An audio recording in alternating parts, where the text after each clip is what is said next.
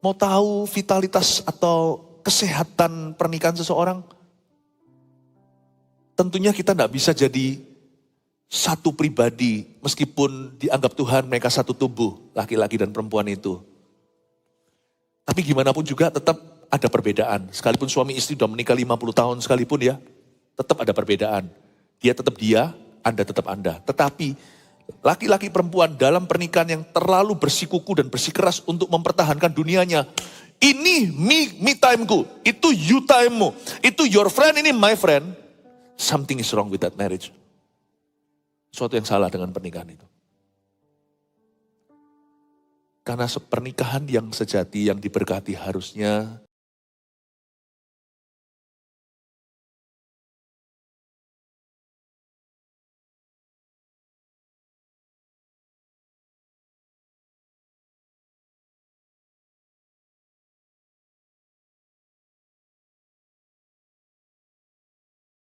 yang berkhotbah jangan kelewatkan. Kita memasuki ibadah ketiga, yaitu keintiman dengan Tuhan. Buka dengan saya Kidung Agung pasal 3. Kidung Agung ditulis oleh Raja Salomo ketika dia jatuh cinta dengan pasangannya yang sah. Kita tahu Salomo tidak, jalan hidupnya gak mulus, dia sempat murtad, tapi akhirnya bertobat. Tapi ini adalah masa di mana ketika dia kudus dan benar di hadapan Tuhan. Tuhan memakai Kidung Agung untuk menggambarkan hubungan cinta Tuhan Yesus dengan jemaatnya. Sebenarnya inti dari buku ini, kitab ini bukan seksualita, tapi kerohanian. Kita akan baca dari sudut pandang yang sama. Di dalam setiap pasalnya saut-sautan, kadang-kadang sang pria, kadang-kadang sang wanita, kadang-kadang Salomo, lalu gadis Sunem itu, kadang-kadang kita gereja Tuhan, kadang-kadang Tuhan Yesus. Nah, kita akan pelajari sesuatu tentang keintiman dengan Tuhan.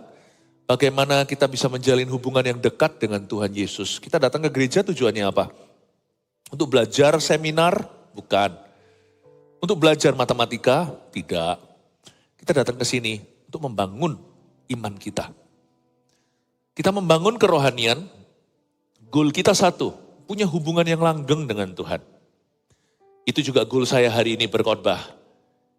Goal kita semua yang pelayanan, termasuk puji-pujian tadi, untuk membawa kita semua masuk ke hadirat Allah. Dan membawa hadirat Allah masuk ke dalam kita.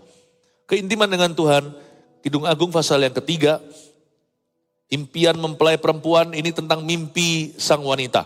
Di atas ranjangku pada malam hari kucari jantung hatiku, kucari tapi tak kutemui dia. Aku hendak bangun dan berkeliling di kota, di jalan-jalan dan di lapangan. Kucari dia jantung hatiku, kucari tapi tak kutemui dia. Aku ditemui peronda-peronda kota. Apakah kamu melihat jantung hatiku? Baru saja aku meninggalkan mereka. Kutemui jantung hatiku. Kupegang dan tak kulepaskan dia. Sampai kubawa dia ke rumah ibuku, ke kamar orang yang melahirkan aku. Kusumpahi kamu putri-putri Yerusalem demi kijang-kijang atau demi rusa-rusa betina di padang. Jangan kamu membangkitkan dan menggerakkan cinta sebelum diingininya. Semoga saya bisa selesaikan lebih dari 5 ayat. Kebaktian sebelumnya saya hanya bisa selesaikan beberapa. Jadi saya harus lanjutkan minggu depan.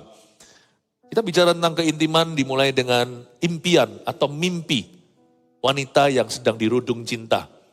Gadis Sunem ini kulitnya hitam di pasal pertama. Dia bukan yang tercantik di antara gadis Israel. Tapi dia yang dipilih jadi permaisuri. Kita ini siapa ya? Terus terang pikir-pikir lagi, why do you choose me? I don't know. I don't know why Jesus loves me. I don't know why he cares. I don't know why he has sacrificed his life.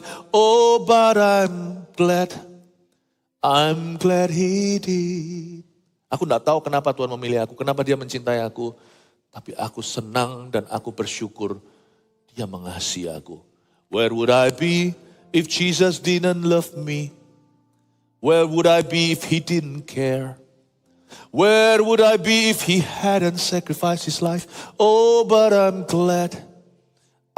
glad he did. Aku di mana hari ini kalau dia nggak mencintai aku? Aku di mana hari ini kalau dia tidak memilih aku? Aku tidak tahu mengapa dia memilih aku, tapi aku bersyukur dia memilihku. Pikir-pikir lagi kalau Tuhan gak mengasihi saya, hari ini saya sudah di neraka. Karena percobaan bunuh diri berkali-kali di masa saya remaja. Pasti suatu kali saya berhasil karena saya bukan tipe orang yang gertak kanan kiri. Ya saya, ya tidak, saya tidak. Saya mau bunuh diri itu sudah bulat hati. Tapi pikir lagi, iya ya. Coba pikir, kalau bukan Tuhan memilihmu, Anda ada di sini hari ini. Keintiman dengan Tuhan dimulai dengan sebuah kesadaran akan cinta kasih Tuhan yang luar biasa. Wanita ini tahu bahwa dia tidak worthy. Dia ini commoner atau dia ini anak petani. Tapi sana adalah royalty, sana adalah bangsawan. Yesus itu dari sorga, kita itu dari dunia, debu dan tanah. Sehingga ketika dia dicintai sama Raja Salomo, dia jatuh cinta. Dia meresponi cintanya. Dan ketika dia mencintai mempelai pria ini, dia bawa ke dalam mimpi. Ini mungkin masa-masa saat-saat mereka tunangan ya, sebelum ketemu. Kita ini kan juga tunangan sama Yesus. Nanti kan pernikahan anak domba Allah waktu dia datang kembali. Kita ini mempelai wanita. Kita harus jaga kekudusan. Meskipun kita belum menikah, misalnya kalau Anda tunangan, jangan sampai bersetubuh loh ya, suami istri. Jangan sampai membuat kesalahan. Orang yang berani selingkuh waktu dia pacaran, wah orang gitu jangan dinikahi. Kita itu harus jaga kekudusan sebelum Yesus datang kembali. Dan menjaga kekudusan tidak memungkinkan kalau hati kita jauh dari Kristus. Kalau kita mau membangun apa-apa dengan Tuhan, membangun sesuatu yang worthy, sesuatu yang berguna, yang nilainya kekal, hati kita mesti melekat dulu. Makanya keintiman dengan Tuhan itu rahasia segala sesuatu, rahasia kemenangan. Dan wanita ini saking cintanya sama cowoknya, sama Salomo, dia bawa-bawa dalam mimpi. Kita masih mimpi Tuhan atau enggak? Sebelum tidur itu, coba tanya, kita mikir apa? Pengakuan nih, bukan sok rohani. Saya sebelum tidur mikirkan kebangunan rohani. Sampai sekarang, sama seperti 30 tahun lalu. Sebelum memejamkan mata, Yesus yang kulihat. Nggak tentu mimpinya itu sih, kadang-kadang mimpinya juga konyol-konyol, nggak ada arti. Bunga tidur, tapi pokoknya sebelum tidur saya selalu memimpikan Tuhan dan kerajaannya datang. Wanita ini membawa kekasihnya sampai dalam mimpinya. Nah dia mimpi apa coba lihat ya. Di atas ranjangku pada malam hari ku cari jantung hatiku, ku cari tapi tak ku temui dia. Berhenti di sana. Ini pengalaman pribadi ya. Waktu saya baru menikah. Karena dari kecil biasa bujangan, ya iyalah ya, masa belum menikah ya kita selalu bujangan. Dan saya biasa hidup mandiri, sedikit kesaksian nih. Dari kecil umur 6 saya sudah pisah dari papa mama sekolah di Taiwan. Jadi dari kecil udah biasa sendirian. Lalu habis itu nantinya pulang lagi Indonesia, SMP-nya di Singapura, lalu ke Kanada. Jadi kalau saya tidur di sebelah siapa, itu malah menjadi kejutan. Biasa tidur sendiri, jadi bangun tidur udah gak lihat kanan kiri. Bangun tidurku terus mandi, tidak lupa menggosok gigi. Gak biasa, karena itu butuh membiasakan diri waktu saya menikah. Hampir 25 tahun yang lalu. Minggu-minggu pertama setelah saya menikah itu masih kaget-kaget. Waktu bangun loh kok ada orang di sebelahku. Jadi hidup ini betul-betul... Apa ya maksudnya kita itu harus belajar terus. Belajar membiasakan rencana Tuhan berikutnya atas hidup kita. Waktu saya baru bangun tidur itu saya lihat siapa ini? Kok ada seorang yang begitu cantik di sebelah saya? Dan saya tiba-tiba masih belum sadar. Waktu sadar saya bangga. Puji Tuhan untuk tulang rusukku. Terima kasih Tuhan untuk istriku. Sekarang kalau saya pergi pelayanan sendirian, gak pernah sendirian. Kalau kami pelayanan itu sudah punya peraturan. Kalau gak pergi sama pasangan istri atau suaminya, harus ada tim yang menyertai. Untuk menjaga selalu kesaksian hidup kita. Tapi kan gak mungkin. Kalau saya pergi sama Pak Yu terus kita tidur seranjang, gak mau. Minggir-minggir. Kita boleh kamarnya bersebelahan. Tapi gak mungkin satu ranjang ya kan. Jadi kalau saya pergi pelayanan itu sampai hari ini masih ada pengalaman begini. Bangun, saya panik dulu, loh mana istriku? Loh mana? Ternyata di hotel.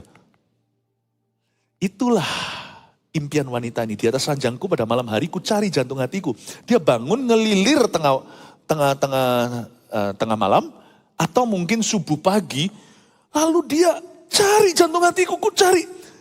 Tapi tidak kutemui dia. Di mana dia? Di mana dia? Itu perasaan kita terpisah secara fisik sama Yesus. Gereja ini kan ada Roh Kudus di dalamnya. Ayo Roh Kudus di mana? Coba lihat, gak bisa kelihatan. Ada Roh Tuhan di tengah-tengah kita. Kalau gak gitu ini semua percuma. Kalau bukan karena Roh Tuhan, saya juga gak bisa berkhotbah selain dari pengetahuan. Saya gak bisa khotbah dari pengenalan, apalagi mengubah orang, hidup orang lewat khotbah saya. Gak mungkin bisa kalau bukan Roh Kudus. Jadi ada Roh Kudus di ruangan ini sekarang. Ini ada Roh Kudus. Cuman kan kita tetap terpisah secara fisik dari Kristus. Kan kita gak ketemu Tuhan Yesus. Makanya itu kerohanian yang sehat itu harus masih terkaget-kagetkan. Artinya kita gak boleh membiasakan diri terlalu dekat, lekat dan cinta sama dunia sampai kita tidak lagi mengantisipasi kedatangan Tuhan. Keintiman dimulai dengan ketidakpuasan. Bumi ini bukan rumahku. Aku ingin suatu hari untuk bersama dengan Tuhan Yesus selama-lamanya di rumah Bapakku yang baka. Mazmur 23. Paulus pun berkata begitu. Aku tidak tahu, aku terdesak dari dua sisi. Satu sisi aku kepingin bersama dengan Tuhan, bukan berarti dia mau mati. Paulus tidak kepingin mati, dia hanya berkata kalau aku boleh milih, aku mau bersama dengan Tuhan Yesus. Hidup di dunia ini gak enak loh sejujurnya terus terang. Nah, apa-apa di bumi ini gak kekal. Bahayanya ada. Saya paling benci apa? Hidup di dalam hidup ini, perpisahan. Kita ini semua sudah dirancang suatu hari harus perpisahan dengan semua ini. Harus. Bayangkan, suatu hari kita harus pisah sama orang tua kita. Suami dan istri juga harus pisah. Sampai maut memisahkan. Ingat janji nikah. Sama anak juga sama, secinta-cinta apa. Hidup di dunia ini gak enak. Gak ada yang kekal. Semuanya itu mesti misah. Jadi Paulus berkata, aku tuh ingin bersama dengan Kristus. Di mana tidak ada penderitaan. Tapi pikir-pikir lagi, aku lebih berguna ya kalau tinggal di sini. Lebih berguna bagi imanmu. Maka Paulus berkata, aku tidak tahu mau memilih mana, tapi aku rasa aku mau tinggal bersama denganmu. Supaya terus membantumu tumbuh dalam iman. Luar biasa loh. Tapi orang Kristen yang sudah lupa daratan juga ada. Lupa daratan gak apa-apa, lupa daratan masih bisa bertobat. Lupa udara. Sudah gak lagi memandang kepada Tuhan. Matanya gak tertuju pada kerajaan Allah. Dia hidup cuma dari minggu ke minggu hanyalah demi ke gereja rutinitas. Tapi sudah tidak ada yang namanya vitalitas di dalam dirinya. Kalau sampai ya Anda tidur sendirian padahal status Anda menikah dan Anda oke dengan itu. Something is wrong with your marriage. Sesuatu yang salah dengan pernikahanmu. Sampai hari ini saya mesti gak biasa kalau sampai saya pergi pelayanan gitu makan sendirian gak ada istri saya gak biasa. Paling tidak saya teks dia dan berkata kamu sudah makan belum? Aku makan dulu ya. Ya bukannya sok dekat gimana enggak, pernikahan itu semuanya ada, masih ada pembentukan Tuhan. Tapi gak membiasakan. Kerohanian kita seperti apa hari ini? Apakah kita biasa hidup saking kerasannya di dunia? Tuhan sebatas agama. Saya pikir lagi semua ini suatu hari akan kutinggalkan. Everything. Yesus, hanya kau milikku di sorga. Tiada yang kuingini di bumi. Hanya kau. Bukan berarti kita berdoa melulu, pelayanan melulu, gak kerja. Enggak. Justru kalau hati kita sungguh-sungguh, kita akan sungguh-sungguh dengan talenta kita. Tapi hati kita gak terpaut di sana. Harta benda bisa bertambah di dalam rumah orang benar, tapi janganlah hatimu berpaut ke situ. Karir kita bisa maju, teman kita bisa tambah banyak. Keberhasilan demi keberhasilan, pencapaian dengan pencapaian. Tapi jangan sampai pikun, jangan sampai lupa bahwa everything on earth you will leave behind. Hanya karena itu prioritas nomor satu itu selalu membangun hubungan dengan Tuhan. Menyenangkanmu, senangkanmu. Hanya itu kerinduanku.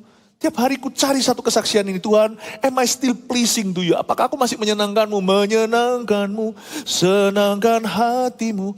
Hanya itu kerinduanku. Itulah brand kekristenan yang dicari oleh kerajaan sorga. Kristen yang bukan agama. Kristen yang kehidupan. Lord, aku memastikan hari ini hidupku betul-betul untuk menyenangkanmu. Ini sudah gak populer hari-hari ini. Khotbah-khotbah lebih banyak berpusat ke diri sendiri. Gimana saya bisa berhasil, gimana saya bisa happy. Tapi saya ingin khotbah ini tertujunya ke Kristus. Gimana Kristus happy? Punya dirimu dan diriku.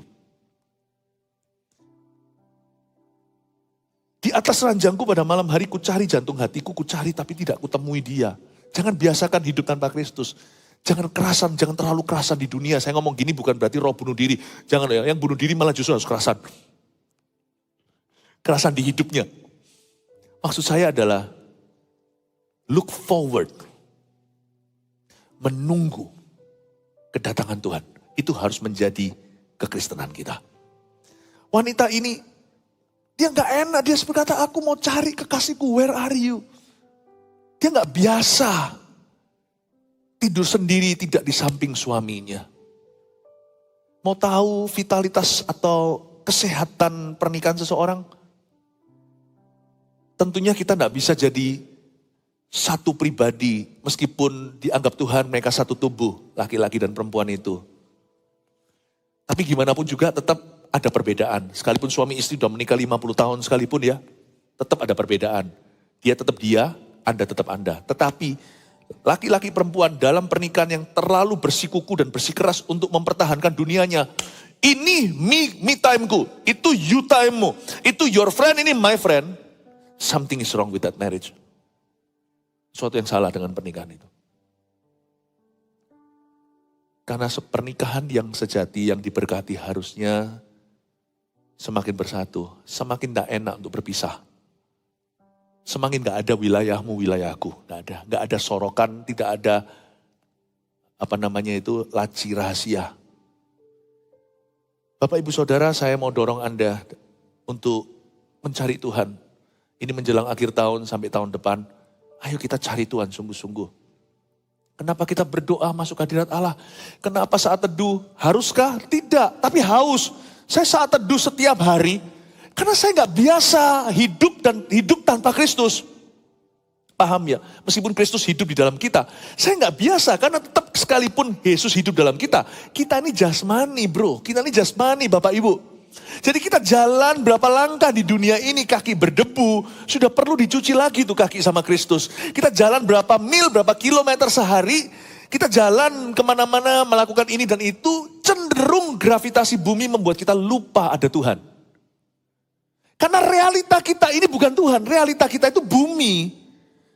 Kita itu hidup oleh iman dari iman. Makanya saya lari tiap pagi masuk ke hadirat Allah. Karena saya pun cenderung lupa kalau saya gak setiap hari di charge. Pasti imanku swak. Kenapa saya masuk ke hadirat Tuhan? Karena kaget-kaget itu. Mana Yesus di hidupku sekalipun Yesus ada di hidup saya. Saya gak biasa. Misalkan kalau tadi saya makan, saya ngeteks istri saya beritahu makan ya yang. Saya kalau nggak ngeteks dia, saya tetap married nggak? Kita tetap terikat dalam satu janji nggak? Kita tetap satu nggak di hadapan Kristus? Tapi nggak biasa aja, saya mau sampai di ujung bumi pun pelayanan kalau saya nggak bersama istri, saya akan selalu kata, kamu udah makan belum? Aku makan dulu ya. Kadang-kadang malah videoan, saya sambil makan, sambil ngobrol, cerita-cerita. Emangnya kalau saya nggak gitu, kita putus hubungan? Tapi ada dorongan untuk terus mencari, untuk terus bersama. Itulah dorongan saat teduh tiap pagi. Bukan karena keharusan. Karena saya nggak biasa, saya masih kaget-kaget aja bangun tidur. Bangga sih saya orang Kristen, bangun tidur. Loh, Yesus masih di sorga, aku masih di bumi. Aduh, saya langsung masuk ke hadirat Tuhan. Where are you? Di mana? Aku mencari jantung hatiku, ku cari tapi tidak aku temui dia. Kuncinya bukan Dikutemui dia atau tidak kutemui dia. Kunci kata atau kalimat di ayat pasal 3 ayat pertama adalah kucari dia. Seek him, carilah Tuhan. Carilah Tuhan. Gak biasa. Kalau saya masuk ke kerja, misalkan saya seorang businessman, saya mencari Tuhan dulu, bangun mesbah, saya doa dulu. Atau sebelum saya kerja, saya doa dulu. Itu bukan karena demi dapat berkat. Karena Tuhan itu Santa Claus, kalau saya tidak minta nanti tidak dikasih kadonya. Bukan. Tapi saya gak biasa, waktu saya mau kerja itu ada rasa sungkan. Tuhan, ini uang loh, aku kerja itu demi uang. Rasanya itu Tuhan, ini gak memuaskan aku. Tolong aku Tuhan, aku hanya kerja kalau Engkau menyertai aku. Jangan suruh aku pergi ke Kanaan, kata Musa. Kalau engkau tidak menyertai, sekalipun kau janji akan kirim malaikat jalan di depan, kami tetap akan berhasil untuk meraup susu dan madu. But I'm not happy if you don't come with me. Kalau engkau tidak datang bersama dengan kami, mana bisa dibedakan antara kami dengan umat di dunia. Wong sama-sama juga bisa dapat berkat kok. Tapi aku mau engkau jalan dengan aku. Tuhan, aku ini cari duit loh. Aku cari uang misalkan kalau orang dalam bisnis pekerjaan. Tapi aku minta kepadamu. Aku masuk ke sini, aku tidak mau jauh dari engkau. Jalan dengan aku Tuhan. Tuntun aku, bimbing aku, bekerja sama. Untuk mendatangkan kebaikan. Ayo Tuhan, digandeng tangannya. Itulah intisari orang yang doa sebelum kerja. Bukan karena dia nggak bisa. Sekalipun saya tidak cari Tuhan dulu, saya tetap bisa loh dalam kerjaan-pekerjaan. Karena talenta itu kan melekat, kan Tuhan bawakan. Itu sudah ditapau waktu kita lahir atau sudah disertakan. Kita semuanya ini nggak usah cari Yesus secara afresh atau secara segar. Kita semua itu punya sisa-sisa gambar dan rupa Allah. Semua kita dicipta dalam gambar dan rupa Allah. Orang jahat pun punya kemampuan seperti Allah. Bisa kreasi, bisa kreatif. Masih punya hal-hal tertentu, masih bisa berbuat baik. Lihat, orang jahat pun masih bisa berbuat baik loh, sama sesamanya. Sama sesama penjahatnya. Bisa, bisa setia kawan. Dari mana kesetiaan kawan itu kalau bukan dari sisa-sisa gambar dan rupa Tuhan dalam diri mereka? Kita bisa, tanpa Tuhan bisa, tapi nggak mau. Karena keintiman dengan Tuhan tidak mengizinkan kita jauh sedikit pun dari Dia. Kita nggak kerasan. Aku bangun, ku cari loh, di mana Tuhan? Aku nggak mau loh ya dalam bisnis meraup untung sebanyak-banyaknya. Tapi Tuhan jauh, jangan jauh dari aku. Peganglah tanganku Roh Kudus. Setiap hari ku tak berani jalan sendiri. Pegang aku Tuhan. It's your presence that I want. Supaya lewat bisnisku nanti aku punya pengalaman-pengalaman hidup dengan Engkau. Bukan berkatnya. Aku mau berjalan bersama denganmu. Amin Bapak Ibu Saudara. Kalau orientasi kita itu beda nanti. Bangun hubungan juga gak sama. Wah itu dia jatuh hati aku kejar dia. Wah pasangan ideal yang ku idamankan aku kejar dia. It's not that. Kita akan bisa melihat seorang wanita yang kita sukai atau seorang pria. Aku mau bangun sesuatu dengan orang itu dengan Kristus. Orientasinya beda. Kristus jadi segala-galanya. Keintiman dengan Tuhan itu bukan perasaan. Keintiman dengan Tuhan itu sebuah komitmen untuk menjadikan Kristus pusat kehendakmu. Pusat segala sesuatu, center of everything. Karena kita gak kerasan hidup di dunia ini terus terang. Yang membuat saya kerasan hidup di dunia ini adalah karena saya bersama dengan Yesus. Bangun keluarga dengan Yesus, lainlah. Saya melihat Yesus dalam diri anak-anak saya melihat Yesus dalam pernikahan kami beda. Bukan berarti gak pernah konflik, enggak. Manusia pasti saling menajamkan besi aja, saling menajamkan besi. Dalam pekerjaan, urusan sehari-hari, banyak rintangan. Tetapi saya gak pernah minus Kristus. Semua itu selalu di dalam Kristus. Apa semua mulus? Terus terang saya beritahu. Orang ikut Yesus gak semuanya mulus, malah banyak pencobaannya. Ayo, saya janji ini depan. Tetapi semua pencobaan itu mendatangkan kebaikan dan kemuliaan Tuhan. Daripada kalau saya tanpa Kristus, semua pencobaan itu menjauhkan. Di atas ranjangku pada malam hari ku cari jantung hatiku, ku cari. Di mana dia tak kutemui dia, ada sebuah perasaan gak biasa tidur tidak ada dia di sampingku. Bagi yang belum menikah, jangan diterapkan ini. Kalau dalam konteks Anda, kalau belum menikah, tidur di samping siapa, kecuali papa mama, itu berarti nafsu. Gak ada berkat Tuhan di ranjang itu. Malah kutuk. Tapi kalau sudah menikah, kita ini sama Yesus sudah dinikahkan. Gereja itu mempelai wanita, Yesus itu mempelai pria. Kita itu sudah dinikahkan. Nanti ujungnya kitab Wahyu coba baca, namanya pernikahan anak domba Allah. It's Jesus and the church. Kalau Anda lihat di sana mereka berjubah putih, massal manusia memegang daun palem. Dan mereka sama-sama memuji Tuhan. Ada 24 tua-tua, 12 dari perjanjian baru, 12 dari perjanjian lama. Perwakilan-perwakilan nanti akan ada orang-orang yang memimpin pujian. Lihat hari ini tim A, tim B, nanti di sorga juga ada. Tapi muji-pujiannya bukan lagi dengan iman meremata, tapi Yesus ada di tengah. Bayangkan, nanti pada waktu itu 24 tua-tua itu melemparkan mahkotanya, giliran untuk saling mendahulukan. Betapa indahnya, itulah gambar suatu hari gereja itu akan berakhir bersama dengan mempelai laki-laki. Ini bukan soal kawin mengawinkan, ini pernikahan anak domba bicara tentang hubungan mesra Yesus. Hubungan intim dan kudus antara Yesus dengan jemaatnya. Bapak Ibu Saudara, izinkan saya mengingatkan Anda dari minggu ke minggu, perlu reminder sih, bahwa ujung dari iman kita adalah kedatangan Tuhan. Kelolalah talentamu bersama dengan Tuhan, jangan di luar Tuhan. Karena Anda harus tahu bahwa ujung dari keintiman adalah pengangkatan. Jangan biasakan dirimu hidup tanpa Kristus, meskipun sudah punya Yesus di hati. Jangan biasa. Di dunia ini ingatlah kita mampir saja. Saya mampir dunia ini pertama kali itu 30 tahun, 30, ngaku-ngaku semuda itu. 48 tahun yang lalu saya mampir di sini. Saya masih mampir bercokol di sini. Sampai umur berapa enggak tahu, Tuhan yang tahu, 84? 60? I don't know. I know I'm going somewhere. Saya pergi ke suatu tempat dan sementara di sini saya harus make a difference. Saya harus membuat perbedaan yang nyata supaya tidak sia-sia pengorbanannya dalam kehidupanku. Ayat yang kedua, aku hendak bangun dan berkeliling di kota, di jalan-jalan dan di lapangan-lapangan.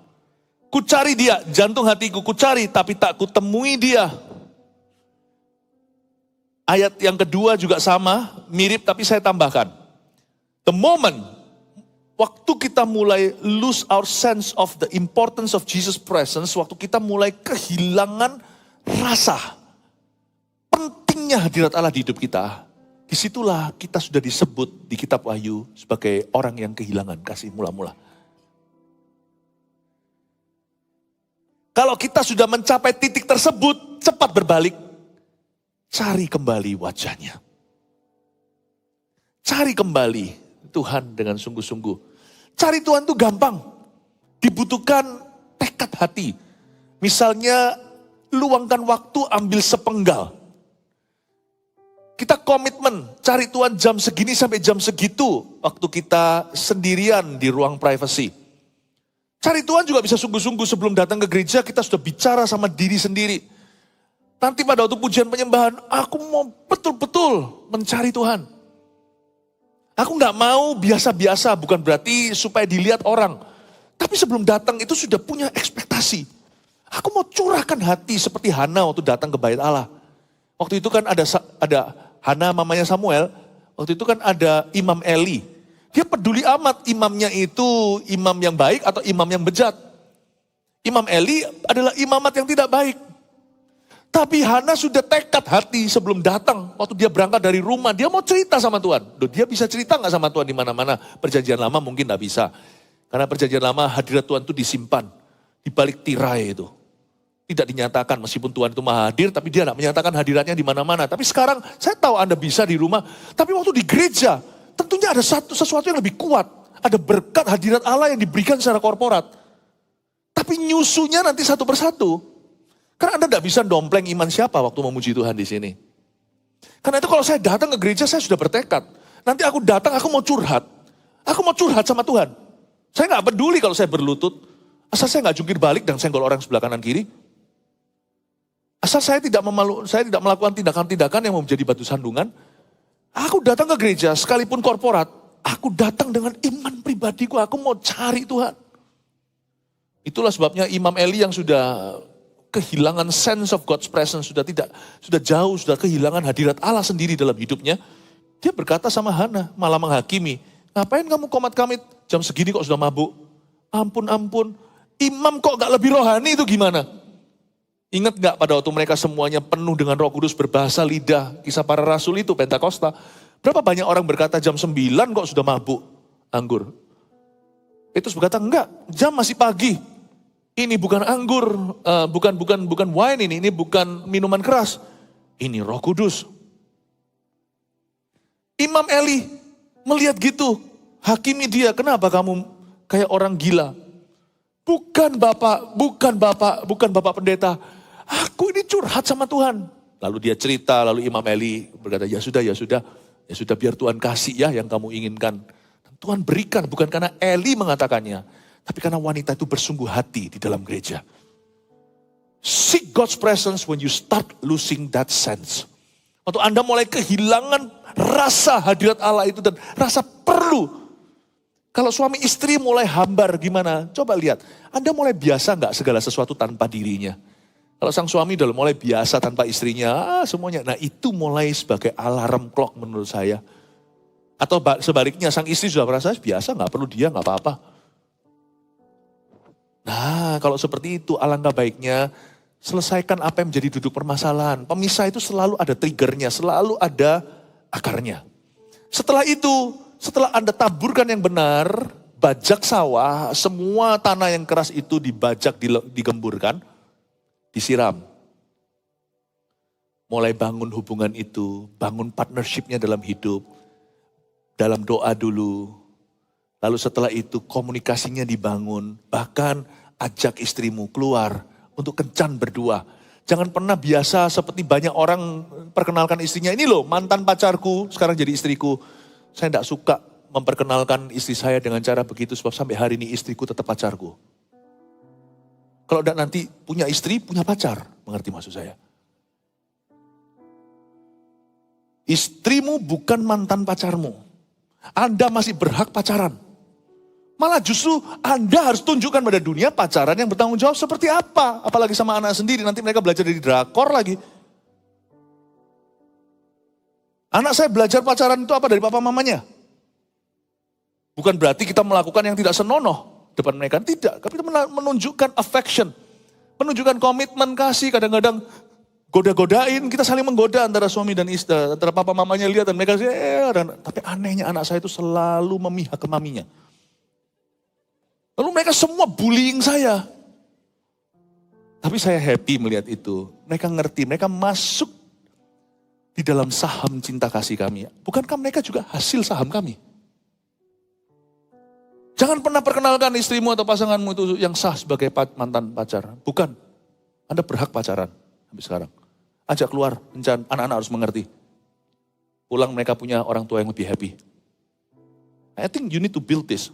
Keintiman dengan Tuhan itu harus disengaja. Ada waktu yang disisihkan. Bukan disisihkan, dibelanin. Bukan disisihkan, kalau disisihkan itu sisa-sisa. Jangan kasih Tuhan yang gitu. Anda mau kasih Tuhan, waktu yang paling prime. Ngomong sama keluarganya, papa gak mau diganggu jam 7 sampai jam 8 malam. Loh bukankah itu waktu prime waktu kita? Ya itu waktu prime mau kasih ke Tuhan. Mungkin berikutnya bisa nanti kembali pagi dan sebagainya. Tapi masa-masa jam start kalau sudah mogok. Kalau sudah mogok nggak bisa kan. Mobil kalau udah mogok lalu habis itu dicepit sini lalu habis itu digerengnya pelan-pelan gereng nggak bisa, harus lalu hidup ya kan? Anda harus radikal untuk kembali kasih mula-mulanya. Tidak boleh asal-asalan. Ayat 3, aku ditemui peronda-peronda kota, apakah kamu melihat jantung hatiku? Baru saja aku meninggalkan mereka, aku temui jantung hatiku. Ku pegang, lihat ya radikalnya. Baru saja aku meninggalkan mereka, ku temui jantung hatiku, kata sang wanita. Ku pegang dan tak ku lepaskan dia. Tak pegang, tak lepaskan sampai ku bawa dia ke rumah ibuku, ke kamar orang yang melahirkan aku. Wow, Bapak Ibu. Dia bilang, sekali ketemu ku pegang dia dan tak ku lepaskan dia. Sampai ku bawa dia ke rumah ibuku. Tuhan itu bukannya jual mahal ya, tapi Tuhan itu juga gak murahan. Saya punya satu kalimat untuk menjelaskan ini. Kenapa sampai sang wanita perlu memegang mempelai laki-laki yang melambangkan Yesus bagi gereja. Atau Tuhan bagi jemaatnya. Sekali ketemu dipegang, lalu gak dilepaskan. Tuhan itu cenderung pergi soalnya. Bukan Tuhan cenderung pergi, gravitasinya beda. Tuhan itu gravitasinya ke atas. Coba lihat ya, orang kalau ikut Tuhan kan susahnya apa? Tuhan itu bawa kita ke pikiran naik ke atas, kita selalu tarik Tuhan ke pikiran bawah. Susah, beda dunia. Beda dunia. Dan kita terlalu memaksakan diri, Tuhan harus bicara bahasa kita. Tuhan harus ngerti. Makanya itu ada banyak orang Kristen yang ngamuk-ngamuk sama Tuhan lah, kecewa lah, putus asa. Itu bahasamu. Nanti kalau ketemu Tuhan, Anda akan terkejut. Ternyata Tuhan itu gak gitu. Dan semua keluhan-keluhan Anda semuanya itu dari 100% semua keluhan. Ternyata kualitasnya cuma 1%, 99 itu semuanya faulty product. Doa kita itu seringkali gak nyampe pada kehendak Allah. Tahu kenapa? Karena kita menganggap Tuhan itu manusia. Kayak kita. Tuhan itu dari atas. Dia cenderung pergi. Saya kasih contoh, Maria Magdalena. Baru ketemu Tuhan, itu anugerah. Tuhan bilang, jangan aku mau pergi ke Bapakku, kamu jangan sama aku. Siapa lagi? Wanita Samaria, ketemu sama Tuhan Yesus. Itu wanita Samaria itu paksa-paksa Tuhan. Tuhan gak bisa dipaksa by the way, supaya Anda tahu. Kalau sampai kita maksa Tuhan berhasil, itu berarti namanya perkenanan. Itu namanya pengabulan. Tuhan gak bisa dipaksakan. Coba paksa. Musa itu paksakan diri untuk Tuhan mengubah keputusannya. Dulu gak memperbolehkan dia masuk ke tanah Kanaan, dia coba mengubahnya, gagal total. Musa padahal, Musa. Orang lain itu dapat teka-teki, mendapat penglihatan mimpi. Musa itu ngomong sama Tuhan tuh muka dengan muka. Gak bisa. Daud, ketika kokonya Salomo anak Batsyeba yang pertama dari persetubuhan perjinahannya dengan wanita itu, dengan istri Uria, dia minta-minta Daud ya, sampai dia gak makan, sampai kayak mati rasanya pegawainya takut ketuk pintu. Mati ya mati. Dia minta diampuni, minta diluputkan, minta supaya Tuhan itu fury dia. Mati ya mati, kokonya Salomo itu meninggal. Pas dilahirkan. Tapi kalau Tuhan dipaksa bisa. Berarti Tuhan memang menguji sekalipun dia mau tahu. Dia mau melihat keseriusanmu, kesungguhanmu, kebulatan hatimu. Bukankah di sini wanita itu berkata, ku pegang dan tak ku lepaskan dia. Siapa bisa paksa Salomo zaman kejayaannya? Cari mati apa memaksa raja? Hati raja itu gak bisa diduga. Tapi dipegang dan tidak dilepaskan. Bisa diseret lagi, dibawa ke rumah ibunya. Wow. Siapa lagi wanita Samaria itu minta sama Tuhan tolong tinggal. Gara-gara itu Tuhan tinggal berapa hari lagi di Samaria kalau Anda baca di kitab Injil. Sehingga seluruh kota itu berkata, tadinya kami percaya dia karena perkataan wanita itu. Sekarang kami lihat sendiri. Siapa lagi ayo? Coba kalau Anda lihat. Murid-murid di Emmaus. Ada 2 murid Yesus. Setelah kebangkitan 40 hari penampakan Tuhan. Mereka jalan kan. Lalu mereka paksa-paksa Tuhan itu tinggal. Pertamanya Tuhan mau pergi. Mereka paksa, jangan-jangan. Akhirnya Tuhan terus cerita sama mereka. Dan Tuhan baru pergi setelah membagi-bagi, memecah-mecah roti, perjamuan kudus lah. Dan mereka terbuka matanya, ini Yesus. Mungkin Yesus berubah rupa. Waktu mereka sadar nih Yesus, lenyaplah Tuhan. Itu salah satu cerita penampakan pasca kebangkitan. Tapi kalau Anda baca, murid-murid Emmaus itu maksa-maksa Tuhan untuk tinggal sama mereka. Sampai Tuhan itu nginep perjalanan ke Emmaus. 2 murid Yesus. Siapa lagi yang maksa Tuhan untuk tidak meninggalkan tengah malam? Yakub namanya. Digelutin lagi malahan. Dan dia berkata, tinggal, I will not let you go. Aku tidak akan lepaskan. Sebelum kau memberkati aku. Dia agak sedikit keluar perbatasan ketika dia minta atau tanya namanya Tuhan. Namamu siapa? Dia bilang, urusanku. Tuhan kok ditantang daulatannya. Namamu siapa? Aku adalah aku, kamu tidak usah tanya nama. Aku yang memberi kamu nama. Sejak kapan, hai Hezekiah, anak kecil, kamu tanya nama yang maha kuasa. Wow. Tapi waktu diajak gelut, Tuhan ikut. Lihat tuh, menang gak? Coba ya, hari itu ada pergulatan antara Tuhan Yesus di perjanjian lama dengan Yakub. Siapa bilang Yesus yang menang, angkat tangan. Siapa yang bilang Yakub yang menang, angkat tangan. Siapa yang belum baca Alkitab, angkat tangan. Yakub menang. Tapi Tuhan gak kalah. Siapa bilang? Tuhan berkata, Aku ganti namamu dari Yakub menjadi Israel karena kamu gelut sama Allah dan kamu menang. Tuhan tidak berkata dia kalah, karena sebenarnya dia ngalah. Dan supaya kamu tidak besar kepala, karena Yakub kan cenderung orangnya itu lika-liku, dipukul pangkal pahanya, langsung terplecok, dan sejak hari itu Yakub selalu jalannya gini. Yakub tuh jalannya gini, pakai tongkat, sampai mati pakai tongkat. Yakub jalannya gitu. Tuhan tidak kalah, tapi Yakub menang. Kali itu Tuhan izinkan manusia menang. Itu gelut sama Tuhan itu kira-kira berjam-jam sampai pagi menyingsing. Kenapa Tuhan mau pergi gak boleh? Tahan sama dia.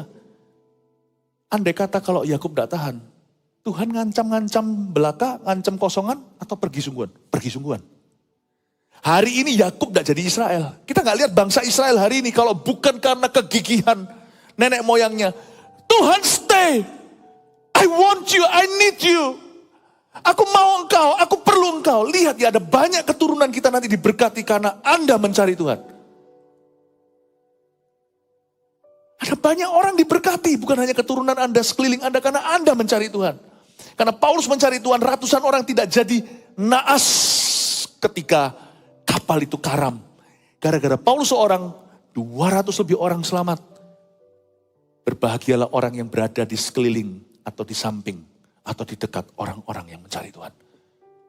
Orang-orang itu turut diselamatkan. The power of intimacy doesn't end with you.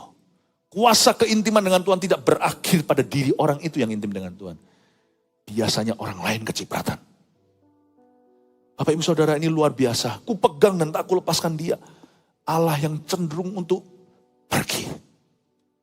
Bukan berarti dikit-dikit Tuhan meninggalkan kita. Jangan sampai kita di sini tuh salah ngerti. Oh, Pastor Philip berkata begitu, berarti sedikit-dikit kalau saya salah Tuhan bye-bye pergi. Kalau Tuhan pergi Anda tidak bisa bertobat. Kalau Anda masih mau bertobat itu berarti Tuhan masih ada di sana. Maksud saya adalah kalau cari Tuhan itu tidak boleh setengah-setengah.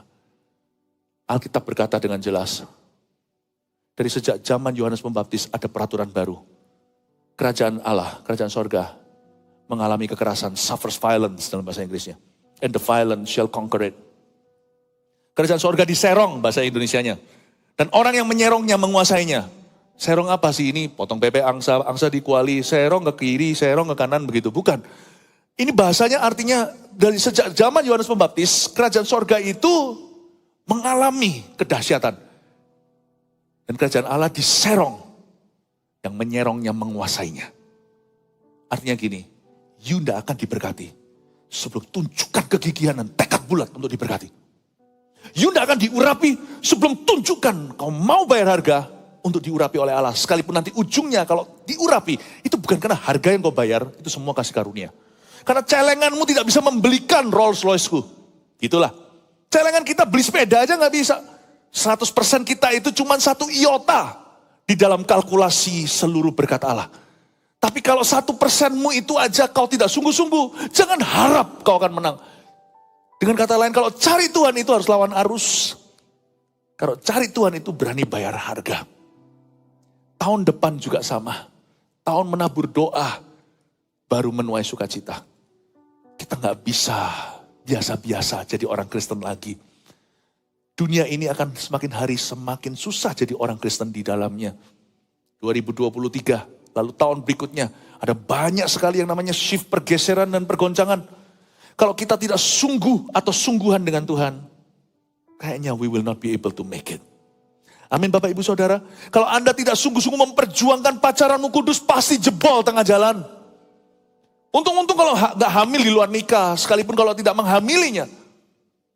Tetap kalau sudah cemar di area itu.